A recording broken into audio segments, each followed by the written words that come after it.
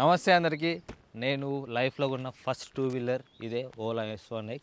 And first time నేను కొన్నా కాబట్టి చాలా ఎమోషనల్ అటాచ్మెంట్ ఉంది దీని మీద. అంతగా అనిపిస్తుంది కదా నా ఫేస్లో, అంతేం లేదు.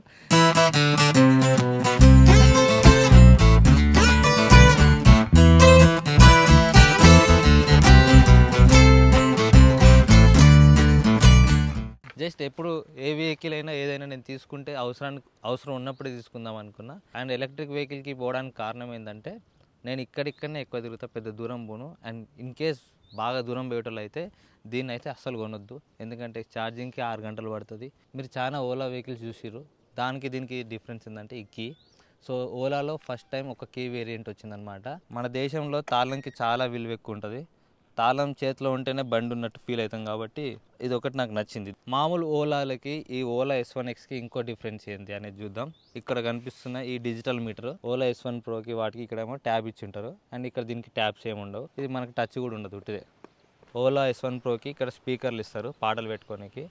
అండ్ నా దృష్టిలో అది ఒక వేస్ట్ ఆఫ్ కాస్ట్ అన్నట్టే. మనం యాక్టివాల మీద పోతుంటే పాటలు పెట్టుకొని పోం కాబట్టి అవసరం కూడా లేదు మనకి. అండ్ ఛార్జింగ్ పోర్ట్లు ఇచ్చేవాళ్ళు, కానీ ఇక్కడ ఛార్జింగ్ పోర్ట్లు ఇవ్వలేదు. ఈ బ్రేక్లు ఉన్నాయి కదా, ఇవి డ్రమ్ బ్రేక్లు ఇచ్చున్నారు. ఫ్రంట్ అండ్ బ్యాక్, ఇది ఫ్రంట్ అండ్ బ్యాక్. అది మనకి జీరో మెయింటెనెన్స్ అంటారు, బట్ ఈ బ్రేక్స్ కాకపోతే పక్కా మెయింటెనెన్స్ ఉండాలి. ఎందుకంటే అవి మన యాక్టివ్ వాళ్ళకి ఎట్లయితే చూసుకుంటామో అట్లే కరిగిపోయినా మళ్ళీ చూసుకోవాలి. అండ్ ఒక వీడియో చూసిన, ఈ టైర్ ఇప్పాలంటే జర కష్టపడుతురట. ఓలాది కాదు, ఇట్లా డ్రమ్లు ఉన్న బ్రేక్ల టైర్లు ఇప్పాలంటే ఎలక్ట్రిక్ వెహికల్స్కి కొంచెం ప్రాబ్లం అవుతుంది, వైర్లు ఉంటాయి అవి అని అంటారు. బట్ ఓలా నాకు తెలియదు.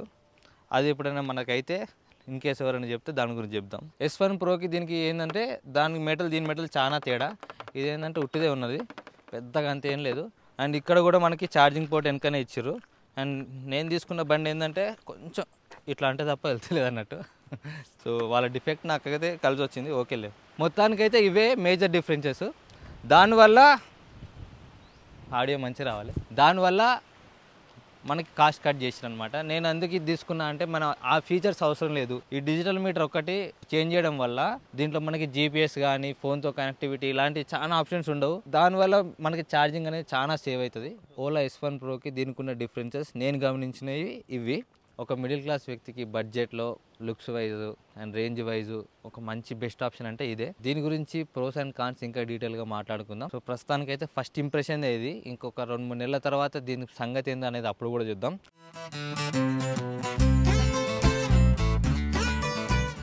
ఫస్ట్ ప్రో వచ్చేసి నేను చూసింది అయితే ఓలా అనేది బిల్డ్ క్వాలిటీ అనేది ఎట్లున్నా కానీ చూడనీకి లుక్ మాత్రం బాగుంటుంది. అండ్ లుక్స్ వైజ్ మాత్రం ఇది ఫస్ట్ ప్రో. అండ్ సెకండ్ వచ్చేసి దీని రేంజ్ మనకి వాళ్ళు IDC నుంచి క్లైమ్ చేసేది 190 కిలోమీటర్లు ఒక్కసారి ఫుల్ చేస్తే. అది వాళ్ళే కాదు, నేను చెప్పిన నమ్మొద్దు. యాక్చువల్లీ మీరు ఫుల్ చేస్తే వీళ్ళు క్లైమ్ చేసేది దీని మీద మీటర్లో చూపించేది ఏంటంటే 160 కిలోమీటర్లు, 163 అట్లా చూపిస్తుంది ఫుల్ చేస్తే. నేను ఇంకా ఎక్స్పీరియన్స్ చేయలేదు, నేను చూసిన రివ్యూస్లో మాత్రం వాళ్ళు ఒక 120 నుంచి 130 దాకా వస్తుందని చెప్తున్నారు. అదైనా బెస్టే, ఎందుకంటే దీని కాస్ట్ని కన్సిడర్ చేసుకుంటే అది బెస్ట్. ఇంకొక ప్రో వచ్చేసి మన ఏ ఎలక్ట్రిక్ వెహికల్ తీసుకున్నా బ్యాటరీ వారంటీ అనేది చాలా తక్కువ ఇస్తున్నారు. దీనికి మాత్రం 8 years ఇస్తున్నారు. అది చాలా మంచి విషయం అనుకునే లోపే వీళ్ళు ఏంటంటే 8 years వారంటీ అండ్ 80,000 కిలోమీటర్స్ వరకు లాస్ట్ అనమాట. ఈ రెండిట్లలో ఏది ముందు వచ్చినా మన వారంటీ ఖతం అయిపోతుంది అన్నట్టు. బట్ 80,000ని కొంచెం పెంచుంటే బాగుండేది. బట్ 80,000 ఎలక్ట్రిక్ వెహికల్ కూడా చాలా ఎక్కువ, ఎందుకంటే ఇది ఒక్కసారి ఫుల్ అయితేనే 100 తిరుగుతారు. మీరు ఎన్ని 100 తిరిగితే 80,000 కావాలి.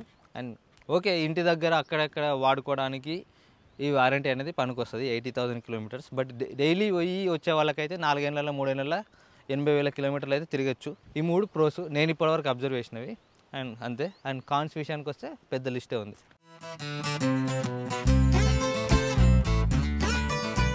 అండ్ ఫస్ట్ నాకు నచ్చింది ఏంటంటే ఈ బిల్డ్ క్వాలిటీ. డిజైన్ ఎంత బాగున్నా కానీ బిల్డ్ క్వాలిటీ అనేది జర్రన బాగుండాలి, అవతల గుర్తితే సొట్ట పడకుండా ఉండాలి. అండ్ నెక్స్ట్ ఒకటి ఈ సేఫ్టీ గార్డ్స్ ఎక్స్ట్రా ఫిట్టింగ్స్ అనేవి దాని మీద చాలా ఇవి లొల్లీలు ఉన్నాయి. ఎక్స్ట్రా ఫిట్టింగ్స్ మనం పెట్టించుకుంటే వారంటీ రాదు, ఇన్సూరెన్స్ రాదు అంటారు. ఒకవేళ వారంటీ ఏదైనా ఇష్యూ ఉంటే ఉండాలి, కానీ ఇన్సూరెన్స్కి ఏం సంబంధం ఉంటుంది, ఎక్స్ట్రా ఫిట్టింగ్స్కి దానికి ఏం సంబంధం ఉంటుంది. సో అది ఉండొద్దు. అవన్నీ నిజమా కాదా అనేది తెలియదు. కొన్ని వీడియోస్ అయితే నేను చూసిన, వాళ్ళేమో ఒకడేమో అవునంటాడు, ఒకడేమో కాదంటాడు. హిందీలో ఎక్కువ చేశారనమాట. బట్ కొంతమందిని నేను ఎక్కువ చూసింది ఏంటంటే ఇన్ కేస్ ఏమైనా ప్రాబ్లం అయితే ఎక్స్ట్రా ఫిట్టింగ్స్ తీసుకొని రండి, వారంటీ క్లెయిమ్ చేసుకొని అన్నారు. సో అది బెస్ట్ ఆప్షన్ నా విషయానికి వస్తే.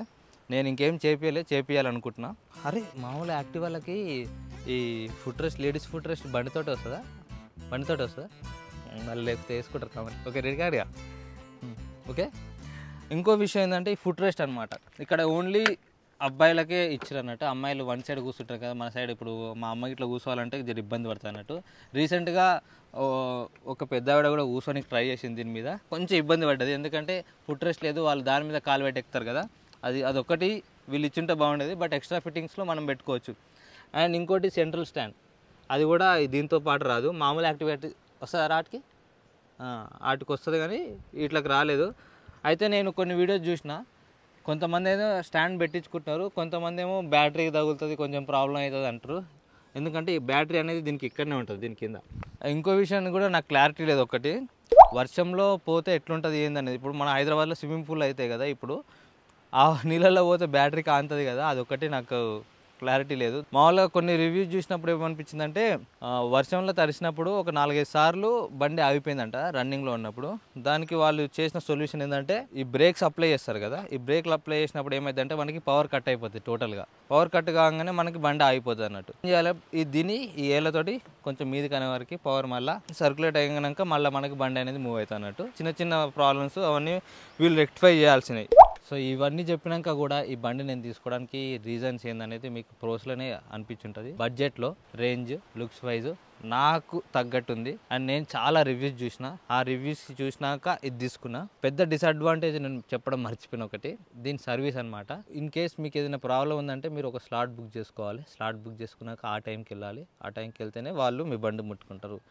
చిన్న వెరీ మైనర్ అలాంటివి అయితే తప్ప వాళ్ళు ముట్టుకోరు. అప్పుడు కూడా రిక్వెస్ట్ చేయాలి, ఎందుకంటే సర్వీస్ సెంటర్లు చాలా తక్కువ ఉన్నాయి. వీళ్ళు సేల్స్ మీద ఎక్కువ ఫోకస్ చేశారు కాబట్టి సర్వీస్ మీద కొంచెం పీకింది అన్నట్టు. అయినా కానీ మనం తీసుకోవడానికి కారణం ఇన్ ఫ్యూచర్లో వీళ్ళు పెడతారేమో అనే ఉద్దేశం. ఎందుకంటే ఓలా అనేది పెద్ద బ్రాండ్, ఇది ఒక పెద్ద డిసడ్వాంటేజ్. ఒక సర్వీస్ తప్ప మిగతా అన్ని బాగానే ఉన్నాయి అనే దాన్ని బట్టి ఇది తీసుకున్నా. నేను ఆలోచించే విధానంలో ఇది నాకు బెస్ట్ అనిపించింది.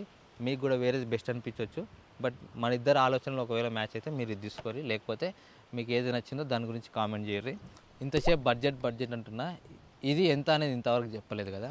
ఇది 99,999 రూపాయలని వాళ్ళు చెప్తారు. బట్ ఆన్ రోడ్ వచ్చేసరికి 1,10,000 అవుతుంది. ఇంకా ఫైనాన్స్ అవి తీసుకుంటే ఒక 25,000 ఎక్స్ట్రా అవుతుంది.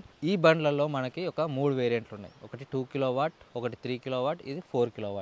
ఇప్పుడు 2 kW ఏంటంటే దాని రేంజ్ 60 కిలోమీటర్ల దాకా వస్తుందండి వాళ్ళు క్లెయిమ్ చేశారు. దానికంటే తక్కువ రావచ్చు, కొంచెం ఎక్కువ రావచ్చు. ఇంకొకటి 3 kW ఉంది, అదేంటంటే వాళ్ళు క్లెయిమ్ చేసింది 90 to 100 కిలోమీటర్స్. బట్ మనకి ఎక్కువ రావచ్చు, తక్కువ రావచ్చు.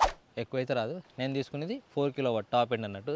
S1Xలో 4 kW నేను తీసుకున్నా. ఇది 100+ పక్కా వస్తుంది. 100 నుంచి 120 దాకా వస్తుంది మనకి. 2 kW అయితే 70,000 ఉంది.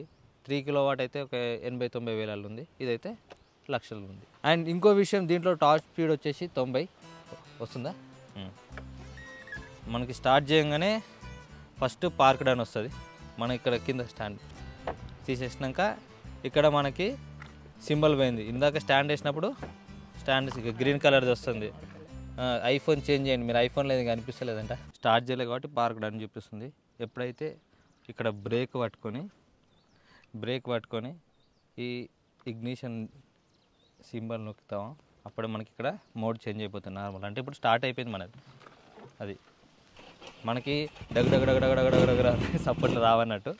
ఎప్పుడైతే మనకి నార్మల్ అని వచ్చిందో, ఒకవేళ హైదరాబాద్లో ఇట్లా పట్టణాలలో నడిపితే ఈకోలోకి వెళ్ళిపోండి. అప్పుడు రేంజ్ అనేది 132 ఉంటుంది. మీకు స్పీడ్ అనేది 40 ఉంటుంది అనమాట, మ్యాక్సిమం స్పీడ్. అండ్ నేను నార్మల్గా 60 దాకా పోతుండొచ్చు, నేను నడపలేదు ఇంకా. అండ్ నార్మల్ తర్వాత స్పోర్ట్ ఉంటుంది. ఇది ఏంటంటే మ్యాక్సిమం స్పీడ్ లిమిట్ 90 అనమాట. ఏదైనా ఊర్లోకి పోతే నార్మల్ యూజ్ చేసుకోవడం బెస్ట్. సిటీలో అయితే ఈకో. ఇన్కేస్ రోడ్లు బాగా ఖాళీ ఉండి నీ కాడ ఛార్జింగ్ ఎక్కువ ఉంది, నువ్వు పోయే డిస్టెన్స్ తక్కువ ఉంది అన్నప్పుడు స్పోర్ట్లో వాడుకుంటే బెస్ట్. అండ్ ఇంకొకటి ఏంటంటే దీంట్లో మనకి రివర్స్ మోడ్ కూడా ఉంటుంది అనమాట. అండ్ ఈ 2 అద్దాలు కూడా వాళ్ళే ఇచ్చారు. నేను అద్దాలు వాళ్ళు ఫిట్ చేసుకోమంటారేమో అనుకున్నాను, ఆయనే ఫిట్ చేసి ఇచ్చిండు. సో ఇనిషియల్ ఇంప్రెషన్ ఇది. అండ్ దీని రైడింగ్ ఎక్స్పీరియన్స్ ఇవన్నీ ఏందనేది నెక్స్ట్ వచ్చే వీడియోలో చెప్తా. సో మీకు ఇవన్నీ చెప్పినాక ఇంకా ఏదైనా డౌట్ ఉండాలి, డెఫినెట్గా ఉంటుంది. ఒకటి దా ఇంకొకటి, మనకి డిక్కీ ఓపెన్ చేయడానికి ఇక్కడ మనకి తాళం ఉంది కదా, ఆఫ్. అండ్ నెక్స్ట్ ఇట్లానే వరకు వెనుక కిచిక్ అంటుంది, సప్పుడు మీకు రాదు. దీంట్లో ఈ చెత్త అంతా తీసేయాలి, మీరు ఉంచుకోవద్దు. ఇది స్పేస్ అన్నమాట. ఆల్మోస్ట్ మీకు S1 ప్రోకి ఎంత ఉందో గంతే ఉంటుంది. అండ్ ఛార్జర్ ఏమో నేను ఇంట్లో పెట్టొచ్చిన.